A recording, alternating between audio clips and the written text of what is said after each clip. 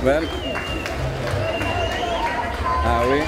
Devon bem back de trajetória de mais ou menos 6 lunas de quando ela começou a treinar. Ela acceptava para Singapura, ela vai arribar um mês e obviamente tem vários pontos de orgulho que me sente onde não está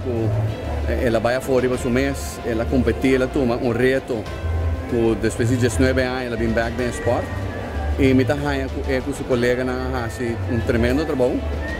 tomando na consideração que depois de 19 anos toch wel dat durava rato para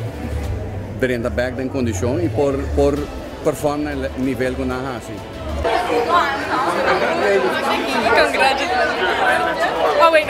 Vai arriba su Facebook, me tá querendo que MS tá dizer que never give up and never too late. E essa aí tá o que ela escreveu no Facebook, então me tá sugerindo subir ao Facebook e vai sua palavra na mesa e com ela desfrutar do processo aqui, processo que o MS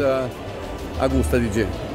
Ela vai super bom, uma experiência única, não se conhece o opinião, a competência está todo no nível bastante alto, mas para promover, eu estou contente com o nosso resultado e claro para o seguinte. Agora que ainda nós começamos a treinar amanhã, nós estamos preparando para uma competência para outro ano, depois de esse ano que querer, hopefully seguir dentro do que está Masters. Pero agora que foco se vira, eu ia ganhar de CSI para outro ano. A quantidade ainda da trouxe, mas o que me averwacht, honestamente, eu trouxe me notou aqui como trabalho em nível inano, pero assim é um diferente país, eu trouxe toch wel botar minha competência do hopi alto, pero competência num nível onde tu renda que pode ajudar outro e me querer na fim do dia vai com hopi experiência bem casa, pero também hopi amizade qual para mim é o que é mais importante. Eu quero na primeiro lugar danke na tu renda, tu support minha família. Mi club Barracudas, coaches, minha amizade, sponsor, danke para tudo isso, danke para tudo ainda de Aruba com a Volknos,